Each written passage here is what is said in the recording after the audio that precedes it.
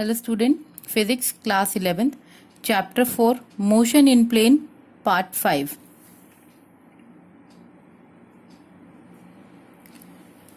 Now in my previous video we already have done the vector addition, how to add a vector. So if the by the vector law of triangle and the vector law of parallelogram. Now there is one more law. The third law क्या है आपका? That is polygon law. Polygon law vector addition में कुछ भी नहीं है. अगर यहाँ पे n नंबर ऑफ आपके पास वेक्टर्स रहते हैं कि वेक्टर a आपका ऐसे है, वेक्टर b आपका इस डायरेक्शन में है, वेक्टर c आपका इस डायरेक्शन में है एंड वेक्टर d आपका इस डायरेक्शन में है. So if you have more than 2 vectors तो वहाँ पे आप polygon law of vector addition लगाएंगे. ट्राइंगल लॉ और पैरेललोग्राम लॉ तो आपका एक जैसे ही है, बिकॉज पैरेललोग्राम लॉ के लिए भी आपको 2 ही वेक्टर का मेथड बताया रखा है. तो अगर आपके पास मोर देन 2 वेक्टर्स हैं तो उसके लिए आपने क्या करना है, सबसे पहले आपने वेक्टर ए को लगाना है यहाँ पर without changing its magnitude and direction. Vector A को एज इट इज आप ले आएंगे. वेक्टर बी को विदाउट चेंजिंग इस डायरेक्शन एंड मैग्नीट्यूड आप ऐसे उठा के यहाँ लगा देंगे वेक्टर बी को. ठीक है, वेक्टर बी अगर हमने यहाँ पे लगा दिया जैसे vector B, so by applying the triangle law तो वेक्टर आपको एक नया वेक्टर मिल जाएगा वेक्टर आर. सपोज इसको R1 ले लेती हूँ which is equal to vector A plus vector B. इसको वही मेथड से ऐड करेंगे by the triangle law of vector addition. Now अब आपका थर्ड वेक्टर है वेक्टर सी, तो विदाउट चेंजिंग इस डायरेक्शन एंड मैग्नेट इसको उठाकर यहाँ लगा देंगे. तो वेक्टर सी अगर आपका with the same magnitude and direction change नहीं करे वेक्टर सी हो जाएगा. तो हाइडिंग विद दिस ये वाले वेक्टर्स को आप हाइड कर लेंगे. अब आपके पास रिजल्टेंट R1 आ गया. तो R1 वेक्टर किसके इक्वल होगा? Again you have to apply the triangle law of vector addition. किस में लगाएंगे? R1 और C के अंदर आपने वेक्टर लगाना है. तो आपका जो रिजल्टेंट आ जाएगा दिस रिजल्टेंट, इसको हम R2 ले लेते हैं which is equal to A plus B plus C, या जैसे R1 के इक्वल है R1 प्लस वेक्टर C और वेक्टर R2 किसके इक्वल है? R1 प्लस वेक्टर सी के इक्वल है. और R1 किसके इक्वल है? Vector A1 plus vector not A1 vector A plus vector B plus vector C के इक्वल है your R2. Clear? Now vector D को विदाउट चेंजिंग इस डायरेक्शन और मैग्नीट्यूड, वेक्टर D को हम सपोज यहाँ लगते हैं इसके विदाउट चेंजिंग इस डायरेक्शन. अगर ये वेक्टर D आपका आ जाता है विदाउट चेंजिंग इस डायरेक्शन एंड अदर थिंग्स, तो आपका वेक्टर D अब ये आपका रिजल्टेंट वेक्टर आ जाएगा. किस किस के बीच में? इन सबको हाइड करेंगे वेक्टर 2 में और वेक्टर D के अंदर. Again you have to apply the triangle law of vector addition. तो वेक्टर R इसको R3 रख लेते हैं. वेक्टर R3 किसके इक्वल हो जाएगा? वेक्टर R3 के which is equal to vector A plus B plus C. Vector A plus vector B plus vector C is equal to plus vector D also. तो R3 आपका किसके equal है? By adding the all 3 vector. तो this is your polygon law of vector addition. Now अब हम start करेंगे multiplication of a vector.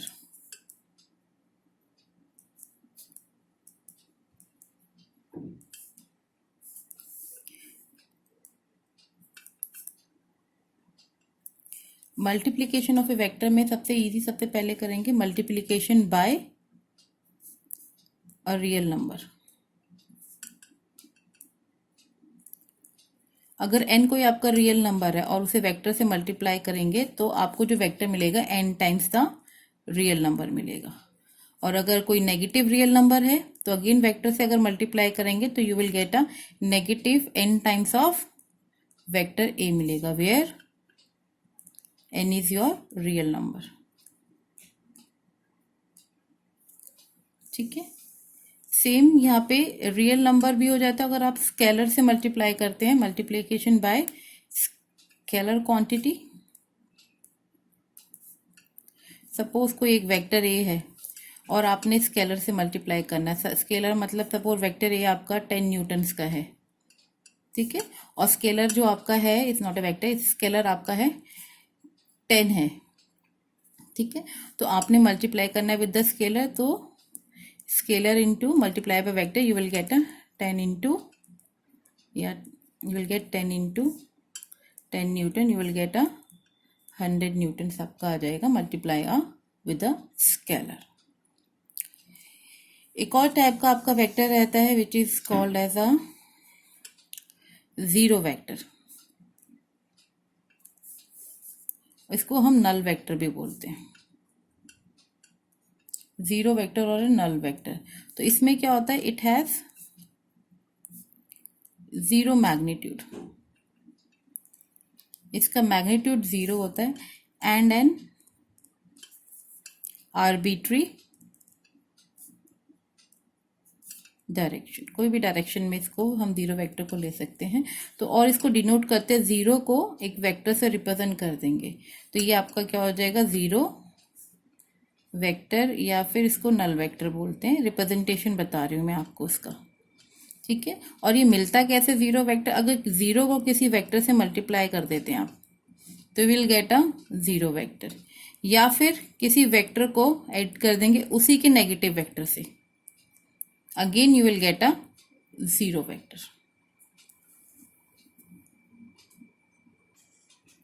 Next is very important topic है आपका resolution of a vector, resolution of a vector. पहले समझ लीजिए है क्या इसकी definition, it is the process of splitting a single vector into two vectors in different direction,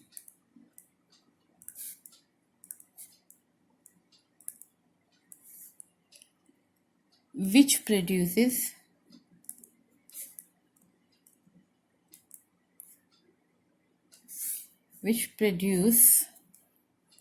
the same effect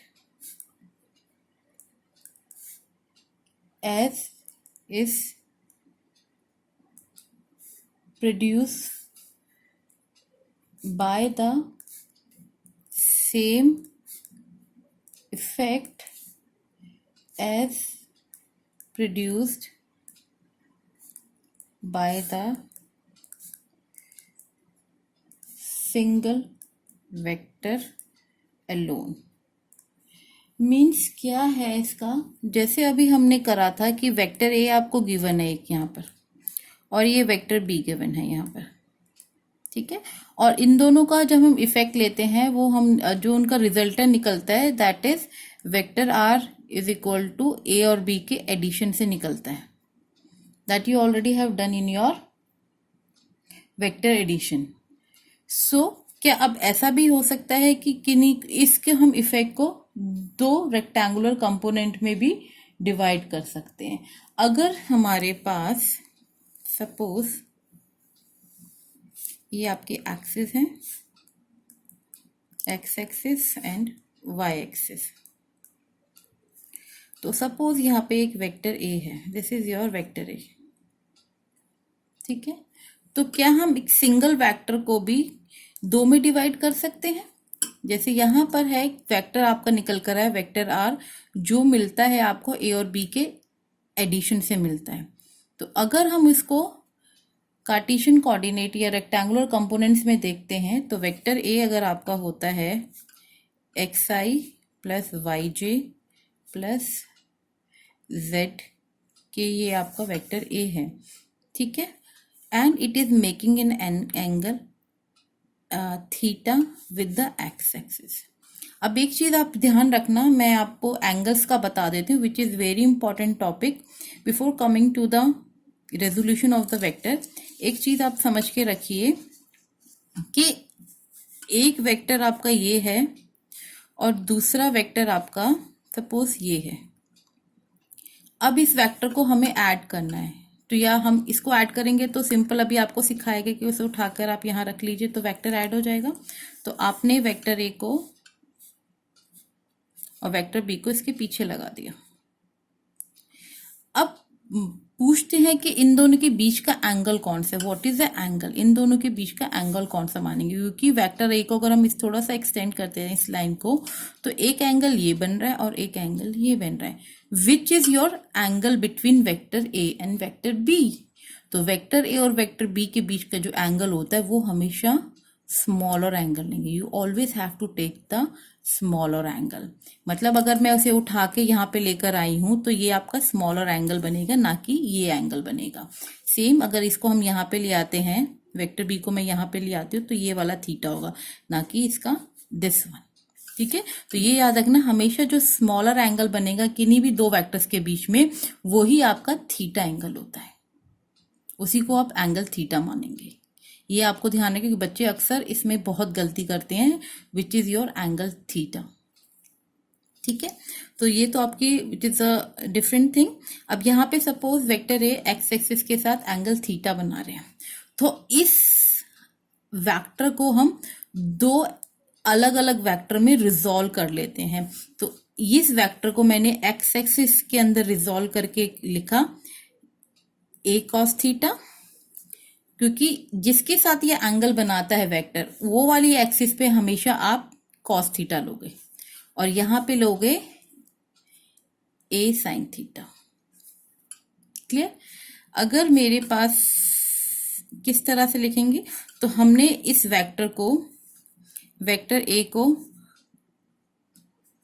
resolute कर दिया, दो रेजोल्यूशन ऑफ टू वेक्टर्स में कन्वर्ट कर दिया, एक एक्स एक्सिस में कर दिया और एक वाई एक्सिस में कर दिया। तो हमने इस वेक्टर को दो पार्ट्स में कर दिया, A cos theta and A sine theta. दो पार्ट्स में मैंने इस वेक्टर को रिजॉल्व कर दिया है। सेम अगर आपका suppose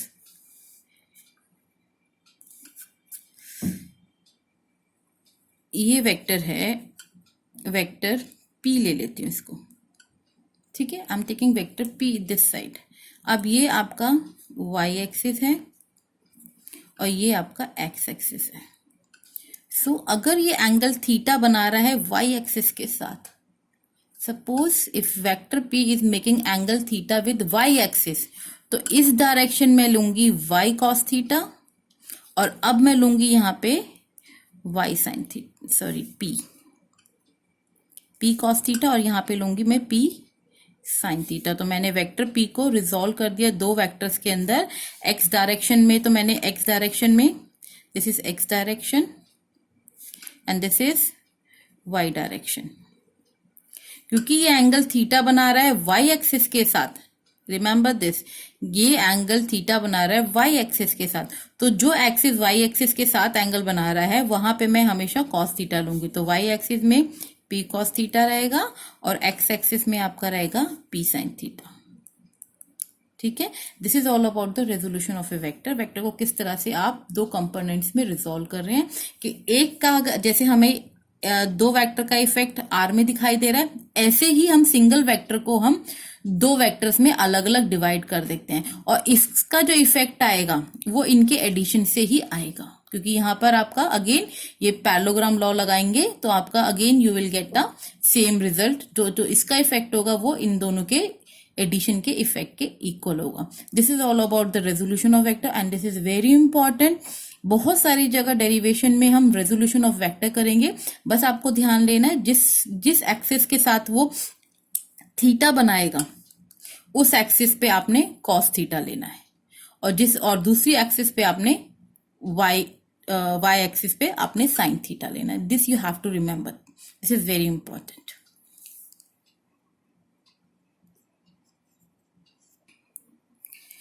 now next important topic आपका रहता है, दैट इज अ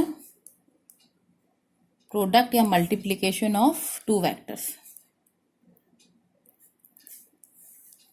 इसको हम ब्रॉडली क्लासिफाइड कर रहे हैं इनटू टू मेन कैटेगरीज में डिवाइड कर रहे हैं। One is the dot product, dot मतलब simple dot, another is cross product. ठीक है। डॉट प्रोडक्ट को आप स्केलर प्रोडक्ट भी बोलते हैं एंड क्रॉस प्रोडक्ट को हम वेक्टर प्रोडक्ट बोलते हैं। दोनों के रिजल्ट अलग अलग आते हैं। One by one I am going to take the product of the two vector. First I am going to take with the dot product of two vectors.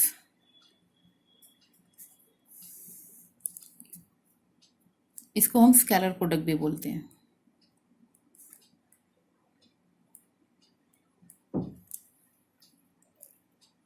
Now अगर we have a two vectors आते हैं हमारे पास, vector A है dot vector B, तो जो हमारा resultant निकल कर आता है magnitude of A multiply by magnitude of B cos theta.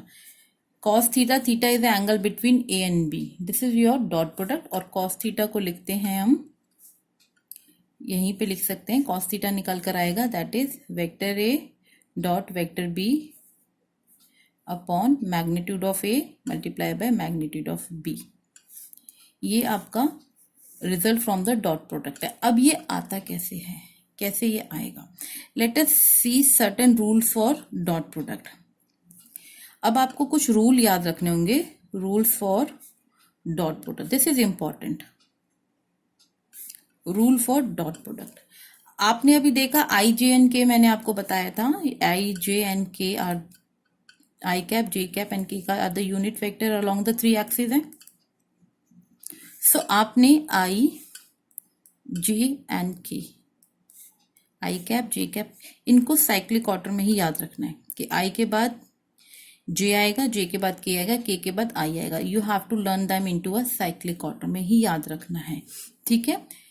तो रूल है डॉट प्रोडक्ट का क्या है, when I dot, I multiply by I dot से मल्टीप्लाई करेंगे एंड जे डॉट को जे डॉट से मल्टीप्लाई करेंगे और के डॉट को अगर के डॉट से मल्टीप्लाई करेंगे तो आपका रिजल्टेंट 1 आता है।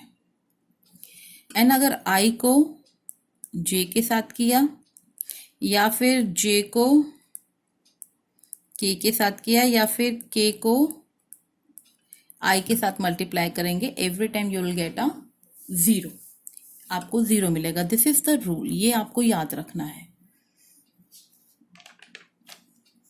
Clear? This is the rule. Now dot product में करते क्या है, सपोज वेक्टर ए, अब ये होता कैसे, ये आपका रिजल्ट निकल के कैसे आया है। वेक्टर ए को अगर रेक्टेंगुलर कंपोनेंट या कार्टेशियन कंपोनेंट्स में लिखते हैं, तो अगर if I write A X I plus A Y J plus A Z K, this is vector A को रिप्रेजेंट कर दिया मैंने। वेक्टर बी को मैं रिप्रेजेंट कर रही हूं B X I plus B Y J plus B Z के से रिप्रेजेंट कर रही हूं। नाउ अगर मैं इनका डॉट प्रोडक्ट लेती हूँ, vector A dot vector B, तो क्या करेंगे, vector A plus A Z K dot B X I plus B Y J plus B Z K, इस तरह से लिखेंगे। सिंपल डॉट कर रहे हैं, मल्टीप्लिकेशन कर रहे हैं। नाउ अब जब क्या करेंगे, आपको मल्टीप्लिकेशन ऑफ टू ब्रैकेट्स को जब मल्टीप्लाई करेंगे तो इस टर्म को इस पूरे साथ से मल्टीप्लाई करोगे, फिर इस टर्म को फिर इसके साथ मल्टीप्लाई करोगे एंड जब इसके पूरे के साथ करोगे तो ये आप ओपन करके लिखोगे। Now at that time you have to apply this rule, ये रूल आपने लगाया। सपोज मैं ए एक्स को बी एक्स से मल्टीप्लाई करूं, ए एक्स आई मल्टीप्लाई और ये बी एक्स आई के साथ मल्टीप्लाई हो रहा है, प्लस ए एक्स आई मल्टीप्लाई हो रहा है बी वाई जे के साथ मल्टीप्लाई हो रहा है। क्लियर? नाउ फिर ए एक्स आई मल्टीप्लाई हो रहा है बी जेड के साथ मल्टीप्लाई हो रहा है। This is the bracket 1 plus फिर A Y J multiply by this whole bracket, I am not going to write the it again, plus A3K multiply by again this whole bracket, ये आप करते हैं। Now the next step क्या रहेगा, देखो अब ये रूल लगाएंगे, अब जो हमें रूल डॉट प्रोडक्ट से मिला है। डॉट प्रोडक्ट में क्या कहता है, अगर आई के साथ आई मल्टीप्लाई हो रहा है, जे के साथ जे हो रहा है, के साथ के हो रहा है, तो आपका 1 आएगा। अगर आई जे के या जे आई आएगा यहाँ पर, इसके साथ मल्टीप्लाई अगर कुछ भी हो रहा है तो आपको 0 मिलेगा।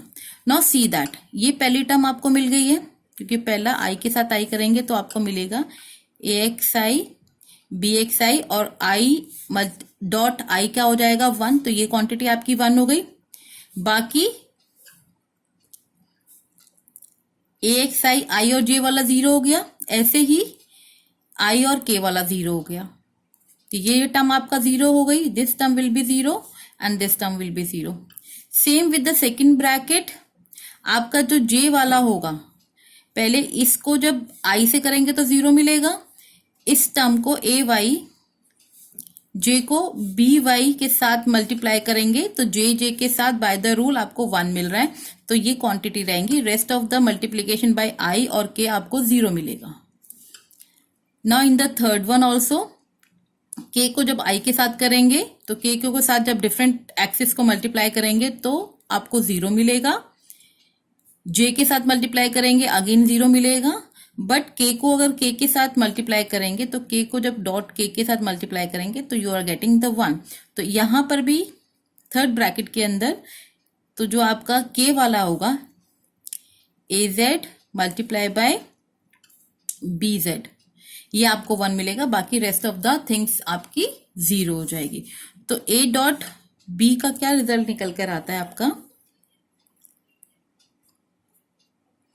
You are getting AX BX plus AY BY plus AZ BZ, this is A dot B। Same यहाँ पे दो तरह के आपके क्वेश्चंस आ सकते हैं जो हम अभी सॉल्व करेंगे। एक में तो सिर्फ आपको वेक्टर को कार्टेशियन कोऑर्डिनेट्स में मिलेगा या रेक्टेंगुलर कंपोनेंट्स में मिलेगा, उसमें आपको एंगल अगर नहीं देता है तो you have to do it by A dot B का रिजल्ट आप ऐसे लिखेंगे। और अगर आपको एंगल दिया जाता है, वेक्टर ए और वेक्टर बी दिया जाता है और आपको एंगल निकालना होता है, तो आपने ए का मैग्नीट्यूड आपको निकालना बताया है। ए का मैग्नीट्यूड कैसे निकालेंगे, ए का मैग्नीट्यूड निकलेगा उसके A1 का स्क्वायर प्लस AX का स्क्वायर प्लस AY का स्क्वायर प्लस AZ का स्क्वायर से आप इसका मैग्नीट्यूड, ऐसे B का मैग्नीट्यूड कैसे निकालेंगे, BX का स्क्वायर प्लस BY का स्क्वायर प्लस BZ का स्क्वायर, ये इसका मैग्नीट्यूड इस तरह से निकालेंगे जो आपको मैंने पहले भी सिखा रखा है। तो अगर आपको डॉट प्रोडक्ट में सिर्फ कार्टेशियन वेक्टर फॉर्म में दे रखा है तो आप इस तरह से निकालेंगे उसका रिजल्ट A डॉट बी, और अगर आपको एंगल की फॉर्म में दे रखा है कि वेक्टर ए और वेक्टर बी दे रखा है और आपके उसके बीच का एंगल आपको दे रखा है, तो you can calculate with this formula also. Sometimes आपको एंगल भी कैलकुलेट करने के लिए दिया जाता है, तो आपने एंगल इस तरह से निकालना है। A डॉट बी निकालेंगे, A डॉट बी कैसे निकालेंगे, बाय दिस मेथड, और उनके बीच का जो एंगल है और उनका मैग्नीट्यूड इस मेथड से करेंगे और थीटा आपका निकल आएगा अगर नहीं दे रखा होगा। तो according to this dot law में आपने डॉट प्रोडक्ट में आपने ये याद करना है और ये याद करना है। अब इसके थोड़े से स्पेशल केसेस कर लेते हैं विच इज वेरी इंपॉर्टेंट, वो आपको याद होने चाहिए। Now I am going to start with the special cases of dot product. This is very important.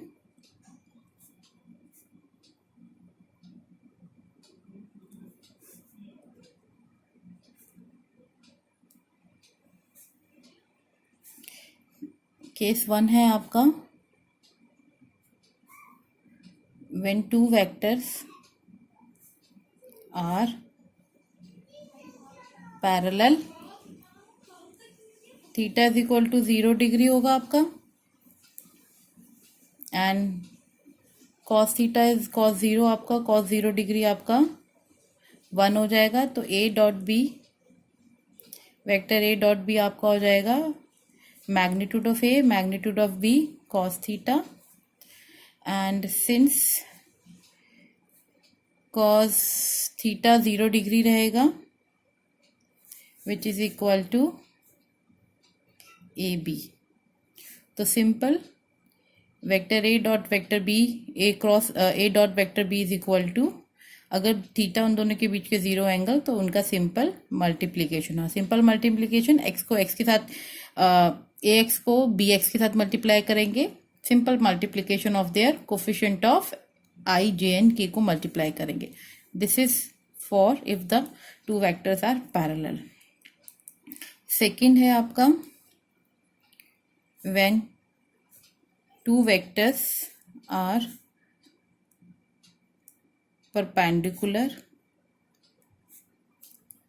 to each other। Perpendicular to each other मतलब theta is equal to 90 degree हो जाएगा, तो आपका कॉस 90 डिग्री आपका 0 हो जाता है।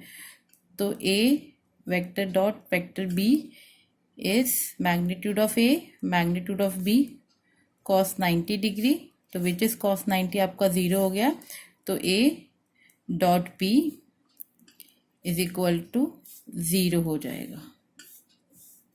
ठीक है। नाउ थर्ड है आपका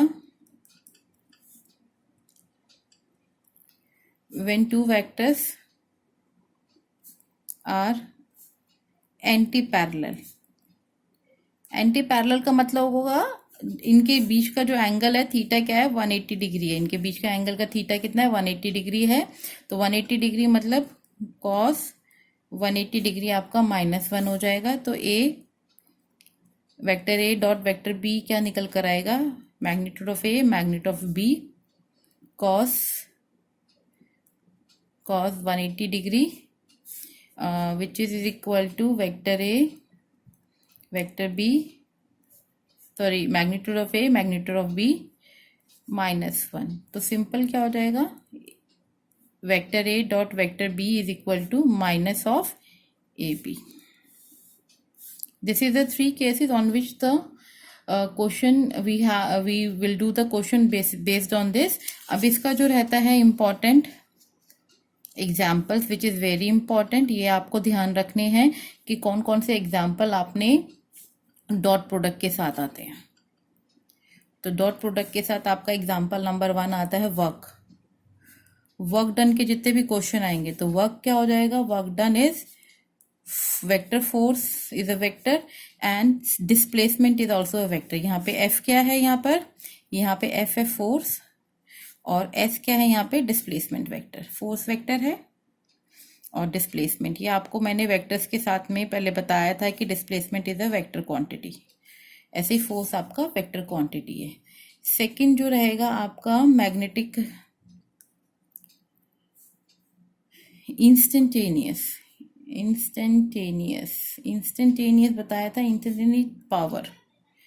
इंस्टेंटेनियस पावर जब निकालेंगे अगेन पी जो होगा that is your dot product of force dot and instantaneous velocity. यहाँ पे क्या होगा, F is your force vector, it is a vector quantity है। एंड सेकेंड रहेगा आपका वी क्या रहेगा, vector V is your instantaneous velocity है। ये velocity again is a vector quantity है ये।